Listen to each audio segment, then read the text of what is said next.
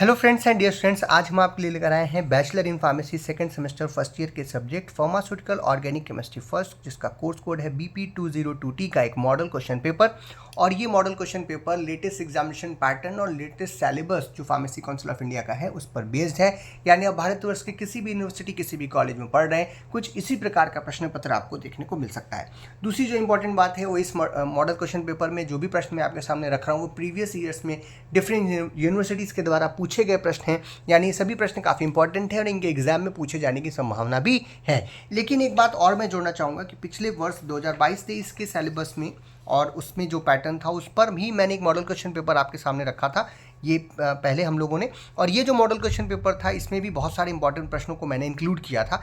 वो प्रश्न आज के इस पेपर में हम इंक्लूड नहीं कर रहे हैं। और अगर आप चाहते हैं कि आपकी तैयारी बेहतर तरीके से हो तो ये जो 22-23 का पेपर है ये ज़्यादा इंपॉर्टेंट है, इसलिए क्योंकि इसमें हमने सारे जो इंपॉर्टेंट प्रश्न हैं हर यूनिट से वो ज़्यादा डाले हैं। और आज के पेपर में हम क्वेश्चंस को रिपीट नहीं कर रहे हैं क्योंकि सेम पेपर बन जाएगा। और जो इस पुराने पेपर में छूटे हुए प्रश्न थे या उसके बाद जो पूछे गए प्रश्न हैं या कुछ जो इंपॉर्टेंट प्रश्न इसमें छूट गए थे वो आज के इस पेपर में इंक्लूड कर रहे हैं। तो इन दोनों ही पेपर को आपको अच्छी तरीके से तैयार करके एग्जाम में जाना है। अब असली बात यह है कि ये पेपर आपको मिलेगा कहाँ, तो इस पेपर का जो लिंक है, जो इसका जो डिस्क्रिप्शन में आपको इसका एक्सप्लेनेशन के साथ जो लिंक है वो दे दूंगा, वहाँ से आप देख सकते हैं। जो प्लेलिस्ट है फार्मास्यूटिकल ऑर्गेनिक केमिस्ट्री फर्स्ट की वहाँ पर आपको मिल जाएगा, वहाँ से आप इसको देख सकते हैं। और जो PDF मैं आज के पेपर का अपलोड करूँगा उसमें भी इस पेपर को पहले अपलोड कर दूंगा, मतलब दोनों एक साथ PDF बना के दे दूंगा ताकि आपको ये दोनों पेपर मिल जाए। और इन दोनों ही पेपर को अगर आप अच्छी तरीके से एग्जाम में जाने से पहले सॉल्व कर लेते हैं, अच्छी तरीके से उसको हल कर लेते हैं, तो आशा करता हूँ कि आपका पेपर बहुत ही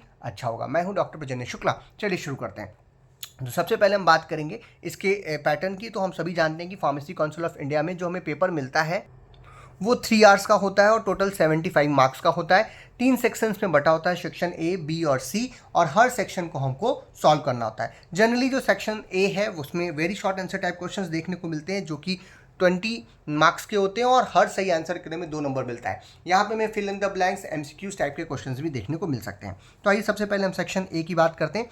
यहाँ पे सबसे पहला प्रश्न है, give full form of IUPAC and draw the structure of 3 bromo 1 chloro cyclohexene. देखिए ध्यान दीजिए, IUPAC का फुल फॉर्म जो है वो कई बार पूछा गया है और सिंपल सा इसका आपको फुल फॉर्म निकला, that is I for international union for pure and applied chemistry. और ये आप सिंपल इसको लिख सकते हैं। हाँ, इस तरीके से नाम देकर के स्ट्रक्चर बहुत बार पूछा जाता है, तो सिंपल सा आपको स्ट्रक्चर बना देना है 3 ब्रोमो 1 क्लोरो ब्यूटीन साइक्लोहेक्सीन का।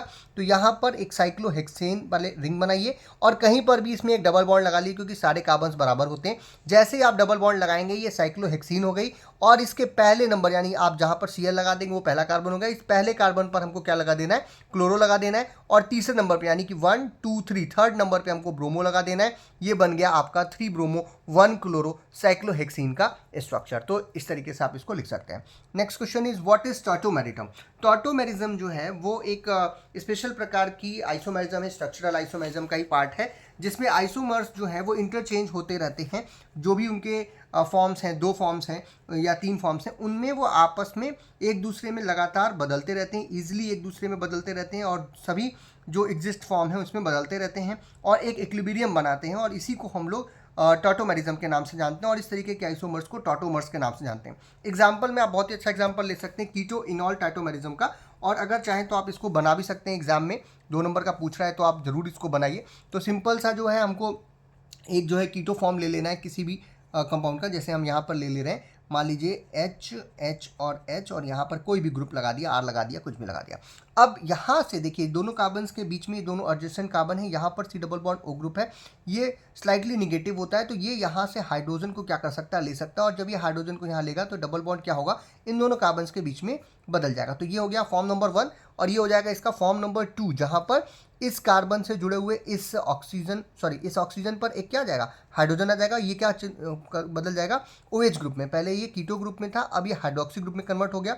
यहाँ आ जाएगा कार्बन कार्बन के बीच में डबल बॉन्ड और यहाँ पर अब 2 हाइड्रोजन्स बचे हुए हैं। तो इसे हम लोग बोलते हैं कीटो, क्योंकि यहाँ पर कीटोन ग्रुप दिख रहा है आपको। इसे कीटो और इसे इनॉल फॉर्म बोलते हैं। और ये दोनों एक दूसरे में लगातार बदलते रहते हैं और एक इक्विलिब्रियम बनाते हैं और इसीलिए इसको हम लोग एक दूसरे का टॉटोमर बोलेंगे और इस तरीके की फिनोमिना को हम लोग टॉटोमेरिज्म के नाम से जानते हैं। आइए अब बात करते हैं नेक्स्ट क्वेश्चन की, that is discuss the order of reactivity of alkyl halides in elimination reaction, elimination reactions में एल्किल हैलाइड जाती हैं, और अगर इवन रिएक्शंस की बात करें तो जो टर्शरी एल्किल हैलाइड्स होती हैं वो इवन में बहुत ईजिली जाती हैं, सेकेंडरी वाली उसके बाद मतलब वो भी जाती हैं, और प्राइमरी वाली सबसे कम जो है वो इवन रिएक्शंस में जाती है। जबकि E2 एलिमिनेशन रिएक्शंस की बात करें तो प्राइमरी में इवन आसानी से होता है, जबकि टर्शरी में थोड़ा मुश्किल से होता है। तो जिसका ऑर्डर होगा इवन के लिए वो होगा आपका टर्शरी, सेकेंडरी एंड प्राइमरी, और जबकि E2 के लिए प्राइमरी, सेकेंडरी एंड टर्शरी। इस तरीके से आप इसका रिएक्टिविटी ऑर्डर बना सकते हैं।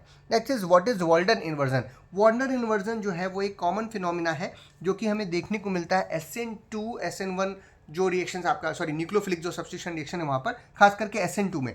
SN2 में क्या होता है कि जब बैक साइड अटैक होता है, बैक साइड अटैक क्या मतलब क्या है कि मान लीजिए कि कोई एक ऐसा मॉलिक्यूल है जहाँ पर मान लीजिए यहाँ पर CH3 लगा हुआ है, बैक साइड में जो है मतलब अबव द प्लेन जो है वो CH2CH3 लगा हुआ है, यहाँ पर कोई X या आपका लिविंग ग्रुप जो है जो एल्किल हैलाइड का हैलाइड ग्रुप जो है वो यहाँ लगा हुआ है, और एक हाइड्रोजन है जो कि अबव द प्लेन मान लीजिए या बिलो द प्लेन लगा हुआ है। तो ये 4 डायमेंशनल में दिखाने का तरीका है, जहाँ पर ये जो है डॉटेड लाइन जो है ये बिलो द प्लेन बता रहा है, इस पेपर के नीचे है, ये जो है अबव द प्लेन है CH2CH3, और CH3 जो है वो कार्बन और इस हैलाइड ग्रुप के एक प्लेन में है। अगर मान लीजिए कि जो हमारा न्यूक्लियोफाइल है, अगर वो न्यूक्लियोफाइल यहाँ पर अटैक करता है, ठीक है, तो अटैक कहाँ से करेगा, बैक साइड से करेगा। बैक साइड मतलब जहाँ पर ये लिविंग ग्रुप लगा है, ये भी एक न्यूक्लियोफाइल जैसा ही है, इसके अपोजिट डायरेक्शन से क्या कर रहा है, अटैक कर रहा है। अब इस अपोजिट डायरेक्शन से अटैक करने की वजह से जब भी ये इसको छोड़ेगा और छोड़ करके जाएगा और ये अटैक करेगा, तो यहाँ पर जो आपका ऑर्डर ऑफ जो अरेंजमेंट था एटम्स का वो थोड़ा सा क्या हो जाता है, बदल जाता है, और जो कन्फिग्रेशन है हमारे मॉलिक्यूल का वो बिल्कुल बदल जाता है, जो स्टीरियो केमिस्ट्री है इसकी वो बिल्कुल बदल जाती है। अगर हम थोड़ा सा भी RS कन्फिग्रेशन, क्योंकि आपके सिलेबस में है नहीं, बट मैंने जब क्लास में पढ़ाया तो मैंने बताया, हम ये टॉपिक जब पढ़ रहे थे तो वहाँ पे भी हमने थोड़ा सा आपको बताने की कोशिश की है। तो RS कन्फिग्रेशन में हम नंबरिंग करते हैं बड़े ग्रुप की on the basis of their atomic number. तो जैसे X ग्रुप जो हैगा वो इन दोनों में सबसे बड़ा है, जैसे Br लगाया Cl लगाया, तो इसकी प्रायोरिटी 1 है, इसकी प्रायोरिटी 2 है, इसकी प्रायोरिटी 3 है, और हाइड्रोजन की प्रायोरिटी यहाँ पर 4 है। तो जब हम आइस को मूव करते हैं 1 से 3 की तरफ, क्योंकि ये बिलो द प्लेन लगा है, इसको हम लोग क्या कर देते हैं, इग्नोर मान लीजिए कर ले रहे हैं, तो ये जो है 4 को इग्नोर करके अगर हम चलते हैं तो ये हमें जो है क्लॉकवाइज डायरेक्शन में चलता हुआ दिखाई दे रहा है। लेकिन जब न्यूक्लियोफाइल ने पीछे साइड से अटैक किया और अब न्यूक्लियोफाइल जो है जैसे OH ग्रुप लगा हुआ है, तो ये अब हमारा क्या हो जाएगा, प्रायोरिटी नंबर 1 हो जाएगी, ये प्रायोरिटी नंबर 2 है, ये प्रायोरिटी नंबर 3 है। अगर हम 1 से 2 से होते हुए 3 की तरफ अगर बढ़ते हैं तो ये एंटी क्लॉकवाइज हो जाता है। तो जो कन्फिग्रेशन पहले हमारे मॉलिक्यूल का सबस्ट्रेट में जो लगा था, प्रोडक्ट में जस्ट अपोजिट हो जाता है, और इस तरीके से होता है जैसे कि छाता है और वो उल्टा हो जाए, जैसे आंधी आती है और छाता आपका उल्टा हो जाता है, ठीक उसी तरीके का यहाँ पर आप देख रहे हैं, ये पीछे हो गया और ये छाता इस तरफ आ गया। डंडी पहले इस तरफ थी, छाता इस तरफ था, अब ये इसकी छाता की जो ऊपर का हिस्सा है वो कुछ उल्टा हो रहा है। इस तरीके से क्योंकि अपोजिट जो कन्फिग्रेशन अगर प्राप्त होता है तो किसी रिएक्शन में, खास करके SN2 रिएक्शन में, तो उसे हम लोग वॉल्डन इन्वर्जन के नाम से जानते हैं। Next question is give the IUPAC name for CH3 का whole twice 2 double bond C double bond CH C2H5 double bond CH2। ये थोड़ा सा कंफ्यूजिंग लिखा हुआ है, लेकिन अगर इसको हम लोग बनाए पहले पेपर पे कि ये क्या पूछ रहा है तो हमारा लिए जो है लिखना इसमें आसान हो जाएगा। तो हम लोग थोड़ा सा इसको ऊपर कर लें ताकि हम लोग आपको लिख कर दिखा पाएँ। तो हम सबसे पहले क्या करेंगे, इसका स्ट्रक्चर लिखेंगे कि कार्बन कार्बन के बीच में डबल बॉन्ड है और उस पर ग्रुप्स जो है वो लगे हुए हैं। तो ये एक कार्बन है, इस कार्बन पे CH3 का क्या मतलब है कि इस पर 2 CH3 ग्रुप्स जो है वो लगे हुए हैं। अब यहाँ पे क्या आपको डबल बॉन्ड है, ठीक है, और इस डबल बॉन्ड पे फिर एक कार्बन है जिसपे एक क्या लगा हुआ है, हाइड्रोजन लगा हुआ है, और फिर एक कार्बन लगा है। अब इस कार्बन को अगर ध्यान से देखिए तो यहाँ ब्रैकेट में C2H5 एक ही बार है, यानी इस कार्बन पर C2H5 या 2 कार्बन की चेन जो है वो लगी हुई है, और फिर एक डबल बॉन्ड आएगा और डबल बॉन्ड पर CH2 आएगा। तो ये जो स्ट्रक्चर बन रहा है इसका आपसे नाम पूछ रहा है, तो ये एक फॉर्मूले के रूप में दे दिया है। आपको पहले क्या करना पड़ेगा, स्ट्रक्चर लिखना पड़ेगा, फिर हम नाम लिखेंगे। याद रखिए कि सेक्शन A में जो 2 नंबर के क्वेश्चंस आते हैं इस सब्जेक्ट में, 1 या 2 क्वेश्चन आपको IUPAC नॉमेनक्लेचर पे जरूर मिलेगा, जहाँ पे स्ट्रक्चर से नाम या नाम से स्ट्रक्चर लिखने के लिए आता है। जैसे यहाँ पे नाम से स्ट्रक्चर लिखा, अब हम स्ट्रक्चर से नाम, अब हम सिंपली इसको नंबरिंग करके इसका नाम लिख सकते हैं। नंबरिंग करने के लिए हमें ध्यान देना है, यहाँ पे 2 डबल बॉन्ड्स हैं, तो डबल बॉन्ड पहले नंबर में आना चाहिए। अगर हम इधर से चलते हैं तो दूसरे नंबर पर पड़ेगा, इधर से चलेंगे तो पहले पे ही डबल बॉन्ड मिल रहा है, तो नंबरिंग यहाँ से करेंगे 1 2 3 4 एंड 5, ऊपर नीचे कहीं भी जा सकते हैं, सब बराबर है। तो हमने जब हम ऐसे गए तो हमें ये 5 कार्बन की चेन मिली, लेकिन इस पर 2 जो है आपके डबल बॉन्ड्स हैं, तो ये एक डाईईन है। तो इसका जो बेसिक नाम बनेगा उसमें नंबरिंग करके हम लोग बनाएंगे 1 और 4, सॉरी चौथे नंबर पे है और पहले नंबर पे 1 4 पेंटेन, 5 कार्बन की चेन है, पेंटेन डाईईन इसको लिखते हैं, ठीक है। तो ये पेंटेन डाईईन हो गया, या पेंटाडाईईन भी इसको हम लोग सकते हैं, जब हम लोग इसको एक दो तरीके से लिखा जा सकता है। तो ये हो गया 1,4 पेंटेन डाईईन। और अब इसके आगे जो भी सब्स्टिट्यूशन है, देखिए ये दूसरे नंबर पर यहाँ पर इथाइल ग्रुप लगा हुआ है और इस चौथे कार्बन पर यहाँ पर एक मिथाइल ग्रुप लगा हुआ है। तो ई पहले आता है और एम बाद में, तो इसीलिए इसका नाम हो जाएगा 2 इथाइल, आगे लगा दीजिए 4 मिथाइल 1,4 पेंटेन डाईईन, ये इसका IUPAC नाम हो जाएगा, या पेंटाडाईइन भी इसको बोल सकते हैं। तो पेंटाडाईइन इसको सीधे कर लीजिए, जैसे ब्यूटाडाइन होता है जैसे पेंटाडाइन। तो ये सिंपल आपको याद रखने में आसानी होगा, that is 2 ethyl 4 methyl 1,4 pentadiene, ये इसका IUPAC नाम हो गया। स्ट्रक्चर बनाइए और उसके बाद नाम लिख दीजिए। Next question is give the structure and uses of chloroform. Structure and uses of chloroform, इस तरीके से स्ट्रक्चर और यूज पे आपके सिलेबस में जो भी सब्सटेंस दिए हुए हैं उनका पूछा जाता है। तो सिंपल जो हमारा क्लोरोफॉर्म होता है वो कुछ इस प्रकार का होता है, कार्बन है और उसके चारों जो हाइड्रोजन्स हैं मीथेन के, उसको उसमें से 3 को हम क्लोराइड के साथ क्या कर देते हैं, रिप्लेस कर देते हैं। तो ये एक हो गया बिलो द प्लेन Cl लगा होता है, एक अबव द प्लेन लगा होता है, एक सिंपल प्लेन में लगा होता है और हाइड्रोजन लगा होता है। This is the structure of chloroform. इसका IUPAC नेम होता है ट्राई क्लोरो, क्योंकि 3 बार जो है आपका क्लोरो लगा हुआ है, तो ट्राई क्लोरो मीथेन इसको आप बोल सकते हैं, क्योंकि यहाँ पर एक ही कार्बन है इसीलिए 111 ये सब लिखने की जरूरत नहीं है। सिंपल ट्राइक्लोरोमीथेन आप यहाँ पर लिखेंगे और ये इसका स्ट्रक्चर हो जाएगा। यूजेस की बात करें तो पहले के टाइम में इसको एनेस्थेटिक के तरीके से यूज़ करते थे, अब बहुत ही कम यूज़ है एनेस्थेटिक के तरीके से इसका। और ये एक्सट्रैक्शन सॉल्वेंट के रूप में हमारे लिए यूज़ किया जाता है, खास करके फार्मास्यूटिकल साइंसेज में, जहाँ हम fat, oils, greases, rubber, wax, resins, gums इत्यादि को एक्सट्रैक्ट आउट करने के लिए यूज़ करते हैं। ये एज ए सॉल्वेंट हम लोग जनरली यूज़ करते हैं for the synthetic purposes of antibiotics, alkaloids बनाना है, विटामिन बनाना है, उन सभी के लिए हम लोग इसका प्रयोग एज अ सॉल्वेंट अब काफ़ी ज़्यादा यूज़ करते हैं। ऑर्गेनिक केमिस्ट्री में एज अ सॉल्वेंट भी इसको बहुत यूज़ करते हैं। Next is give the chemical test to distinguish between propanal and propanone.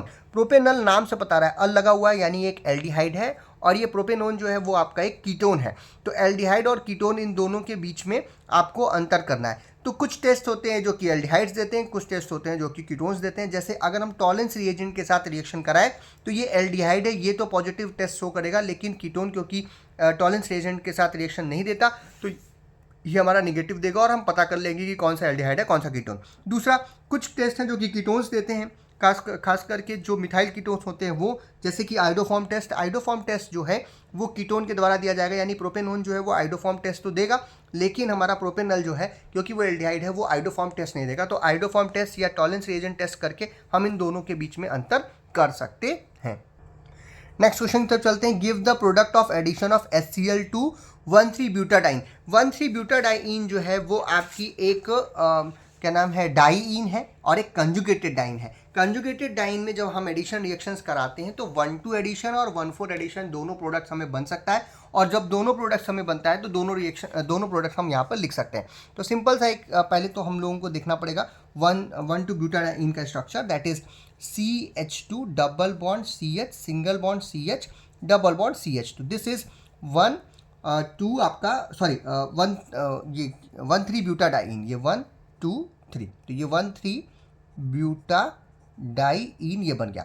इसमें हम HCl डालते हैं, तो HCl जो है, H जो है वो मार्कोनिकॉफ रूल के हिसाब से पहले उस हाइड्रोजन पे जुड़ जाएगा जहाँ पर हाइड्रोजन की संख्या पहले से ज़्यादा हो। तो यहाँ दोनों बराबर है, किसी पे भी आप जोड़ दीजिए, तो हमने यहाँ पे जोड़ दिया, तो यहाँ पे CH3 होगा।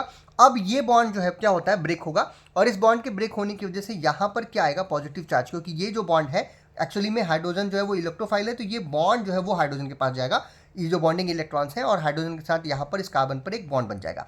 तो यहाँ पर क्या आएगा, निगेटिव चार्ज। जब यहाँ निगेटिव चार्ज आएगा तो ये Cl क्या करेगा, यहाँ पे अटैक करेगा, और आपको एक प्रोडक्ट मिलेगा जिसको हम लोग बोलेंगे 1,2 एडिशन प्रोडक्ट, क्योंकि पहले और दूसरे कार्बन पर ही जुड़ जाएगा।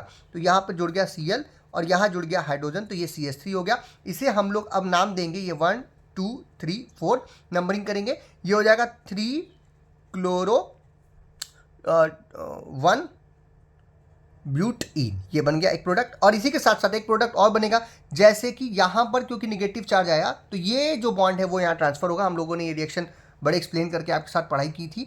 तो जब ये यहाँ आएगा तो डबल बॉन्ड यहाँ शिफ्ट हो जाएगा और क्लोरीन जो है वो पहले कार्बन पर जुड़ जाए। तो ये भी हो सकता है, ये CH2Cl single bond CH double bond CH single bond CH3, ये भी बन सकता है। इसे फिर हम लोग नाम देंगे, ये 1 2 3 4, ये हो जाएगा 1 क्लोरो 2 ब्यूटीन। ये दो प्रोडक्ट्स आपके सामने बन करके मिलेंगे और ये दोनों ही प्रोडक्ट बन सकते हैं इस तरीके के एडिशन रिएक्शन में। तो ये आपका आंसर हो जाएगा, यानी कि जब जो एडिशन होगा HCl का 1,3 ब्यूटाडीन में, तो दो प्रोडक्ट्स आपके बनेंगे, 1,2 एडिशन प्रोडक्ट भी बनेगा और 1,4 एडिशन प्रोडक्ट भी बनेगा। Next question is why aliphatic amines are more basic than aromatic amines. देखिए, जो नाइट्रोजन होता है अमीन्स में, उस नाइट्रोजन के ऊपर लोन पेयर ऑफ इलेक्ट्रॉन्स होता है और इस लोन पेयर ऑफ इलेक्ट्रॉन की अवेलेबिलिटी अगर है तो यही लोन पेयर इलेक्ट्रॉन डोनेट करता है और हाइड्रोजन आयन या प्रोटॉन के साथ जुड़ करके बेसिसिटी को कॉज करता है। अब जो हमारी एरोमेटिक अमीन्स होती हैं उसमें होता है आर ग्रुप। आर ग्रुप जो होता है वो प्लस आई इफेक्ट शो करता है, अपने इलेक्ट्रॉन्स को ढकेलता है नाइट्रोजन के ऊपर, जिसकी वजह से ये जो नॉन बॉन्डिंग इलेक्ट्रॉन पेयर या जो लोन पेयर ऑफ इलेक्ट्रॉन्स है इसकी अवेलेबिलिटी बढ़ती है। अगर इसकी अवेलेबिलिटी बढ़ती है तो हाइड्रोजन के साथ आसानी से यहाँ पर बॉन्ड बना सकता है या प्रोटॉन के साथ आसानी से बॉन्ड बना सकता है, इसीलिए ये ज़्यादा एसिडिक होता है। जबकि एरोमेटिक की अगर हम बात करें तो एरोमेटिक अमीन्स जैसे कि बेंजीन रिंग आपने लगा दी, ये पहले से इलेक्ट्रॉन डिफिशियंट है, तो ये क्या करती है, इस नॉन बॉन्डिंग इलेक्ट्रॉन पेयर को अंदर की तरफ ले लेती है, जिसकी वजह से यहाँ पर एक स्लाइड पॉजिटिव चार्ज आ जाता है और यहाँ पर अवेलेबिलिटी जो लोन पेयर ऑफ इलेक्ट्रॉन की नाइट्रोजन के ऊपर वो कम होती है, डिक्रीज होती है, जिसकी वजह से हाइड्रोजन को इसको या हाइड्रोजन आयन को या प्रोटॉन को इसको एक्सेप्ट करने में दिक्कत आती है और इसका बेसिसिटी क्या हो जाता है, कम हो जाता है। इसीलिए एरोमेटिक अमीन्स जो होती हैं वो एलिफेटिक अमीन से कम बेसिक होती हैं। अब बात करते हैं हमारे इस सेक्शन के आखिरी प्रश्न की, that is give the structure and uses of tartaric acid. Tartaric acid जो है वो एक 4 कार्बन की चेन है सिंपल, और इसमें पहले कार्बन पर COOH ग्रुप और दूसरे पे भी COOH ग्रुप होता है, जबकि बाकी के दो के ऊपर OH ग्रुप जो है वो लगे होते हैं। यहाँ पे OH है, H है, HOH आप अलग अलग लगा सकते हैं, यानी कि ये D और L दो कॉन्फ़िगरेशन आप capital D capital L configuration बना सकते हैं, एक साथ मीजो कंपाउंड बना सकते हैं जहाँ पर ये दोनों में बीच में मिरर इमेज जो है वो बन जाए, और रेसमी मिक्सचर भी इसका बन सकता है। ये इसके स्ट्रक्चर में आप बनाइएगा। और बात करें अगर इसके यूजेस की, तो काफ़ी ज़्यादा यूज़ किया जाता है, जैसे कि ओरल मेडिसिन के टेस्ट को सही करने के लिए इसका प्रयोग करते हैं, क्योंकि ये खट्टा टेस्ट देता है। साथ ही साथ जो मेटेलिक आयन्स हैं उनका चिलेट बनाने के लिए इसका यूज़ करते हैं। एंटीऑक्सीडेंट के तरीके से इसका यूज़ किया जाता है। फूड और वाइन प्रोडक्शन इत्यादि में हम लोग इसको बहुत ज़्यादा यूज़ करते हैं खट्टापन लाने के लिए, क्योंकि ये सॉर टेस्ट देता है वहाँ पर। और ये फॉर्मुलेशंस बनाने के लिए, प्रिपरेशंस करने के लिए बहुत सारे ड्रग्स जो हैं, एंटीबायोटिक्स जो हैं, उनमें इनका प्रयोग करते हैं। अब बात करें अगर इसके फार्मास्यूटिकल यूजेस की, तो ये एंटी इन्फ्लामेटरी एक्शन शो करता है। इम्यूनिटी सिस्टम को बेहतर बनाने में भी टार्टरिक एसिड का प्रयोग जो है वो किया जाता है। तो ये सब इसके यूजेस आप लिख सकते हैं। अब चलते हैं सेक्शन बी की तरफ। अभी तक तो हम एक्सप्लेनेशन दे रहे थे, अब इन क्वेश्चंस का एक्सप्लेनेशन आपको नहीं देंगे। इसके आंसर के लिए आप जो हमने पहले के वीडियोस बनाए हैं और बहुत ही अच्छे से एक्सप्लेन किया, ऊपर के क्वेश्चंस को भी और अच्छे से एक्सप्लेन कर रखा है हमने, जिसका प्लेलिस्ट है फार्मास्यूटिकल ऑर्गेनिक केमिस्ट्री फर्स्ट का, उसका लिंक आपको डिस्क्रिप्शन में दे देंगे, या आप प्लेलिस्ट में जाकर के भी देख सकते हैं और हर क्वेश्चन के आंसर को सही से लिख सकते हैं। इसमें जो सेक्शन बी होता है वो भी 20 मार्क्स का होता है, और इसमें जनरली ये है कि यहाँ पे 3 प्रश्न हमें देखने को मिलते हैं। 3 में से 2 जो हमें अच्छे से आ रहा हो उसे हम सॉल्व कर सकते हैं, एक जो नहीं आ रहा उसे छोड़ सकते हैं, और सही आंसर के लिए हमें 10 मार्क्स मिलते हैं। पहला प्रश्न में इसमें what are elimination reaction, discuss kinetic mechanism and orientation of elimination, unimolecular and bimolecular reactions, describe various factors affecting these reactions. ये प्रश्न बहुत बार पूछा गया है, तो इसको आप अच्छे से तैयार करें, बहुत इंपॉर्टेंट हो जाता है। नेक्स्ट इज, यहाँ पे मतलब एलिमिनेशन रिएक्शन के बारे में सब कुछ पूछ रहा है। Next is what is ozonolysis of alkenes, explain the mechanism, also discuss free radical addition reactions of conjugated dienes. Alkenes में ओजोनोलाइसिस रिएक्शन के साथ मैकेनिज्म के साथ लिखना है आपको, और साथ ही साथ रिएक्शन और मैकेनिज्म लिखनी है कंजुगेटेड डाइन्स में एडिशन रिएक्शंस की, खास करके फ्री रेडिकल एडिशन रिएक्शंस की, यानी एंटी मार्कोनिकॉफ एडिशन रिएक्शन की। Next is give structure and uses of chlorobutanol, iodoform, propylene glycol, methyl salicylate and benzyl benzoate. ये सभी कई बार क्योंकि अलग अलग यूनिवर्सिटीज़ के एग्जाम्स में पूछे गए हैं, इसीलिए इन सबको एक साथ लिख दिया, और इन स्ट्रक्चर एंड यूजेस को आपको अच्छे से तैयार कर लेना है। अब बात करते हैं सेक्शन सी की, जहां पर हमें short answer type question generally देखने को मिलते हैं। ब्रीफ में आंसरिंग करनी होती है। यहाँ पे टोटल 35 मार्क्स का होता है ये, और इसमें कई सारे प्रश्न देखने को मिलते हैं, जैसे कि लगभग 7 प्रश्न आपको देखने को मिलेगा। उसमें से 5 जो आपको अच्छे से आ रहा है वो आपको सॉल्व करना है, और हर सही आंसर के लिए आपको 7 मार्क्स मिल जाते हैं। तो चलिए, सबसे पहला प्रश्न इसमें, what are the carbonyl compounds, give their preparation, reactions and qualitative test. कई बार पूछा गया प्रश्न है, आप अच्छे से तैयार करें। अगला है, give qualitative test for amides and ester. ये पिछले कई सालों में, 2-3 सालों में बहुत बार पूछा गया एमाइड और एस्टर्स के क्वालिटेटिव टेस्ट। 2 नंबर में पूछा जा सकता है, 7 नंबर में पूछा जा सकता है। Next is stability and rearrangement of carbocations. Also discuss stabilities of alkenes and conjugated dance. Conjugated dance और जो आपकी एल्कीन्स हैं उनकी स्टेबिलिटी किस तरीके से है वो आपको अच्छे से तैयार करनी चाहिए, कई बार पूछी गई है। और जो कार्बोकैटायंस हैं, खास करके जो एलिमिनेशन रिएक्शंस में बनते हैं, वो कैसे स्टेबल हैं, कैसे अरेंज हो जाते हैं जब क्या नाम है, अनसिमेट्रिकल एल्कीन्स हों तो उस केस में जो है आपको इसको अच्छे से तैयार करना है। Next is explain Diels Alder reaction और cross Cannizzaro reaction with mechanism. इन दोनों में से आप ध्यान दीजिए, तो डाइसल्डर रिएक्शन बहुत बार पूछी गई है और इसको अच्छे से आप तैयार करें। Next is give the mechanism of halogenation of alkenes और discuss free radical substitution reaction of alkanes. जो हमने पिछला पेपर बनाया था उसमें ये छूट गया था, हेलोजिनेशन ऑफ एल्केन्स, तो ये कई बार पूछा गया है, तो इसको आप अच्छे से तैयार करें। Next is comment upon the hybridization and geometry of alkanes and alkenes, discuss in detail various reactions of alkenes. जो हाइब्रिडाइजेशन है एल्केन और एल्कीन्स का, खास करके sp3 एंड sp2 हाइब्रिडाइजेशन, उसको एग्जाम्पल के साथ आपको बताना है। और जो 3 डायमेंशनल स्ट्रक्चर हम लोगों ने बनाया था, जो मॉलिक्यूलर ऑर्बिटल पिक्चर हमने बनाए रखी है आप लोग के लिए वीडियोस में, उसको आप जरूर यहाँ पर मेंशन करेंगे।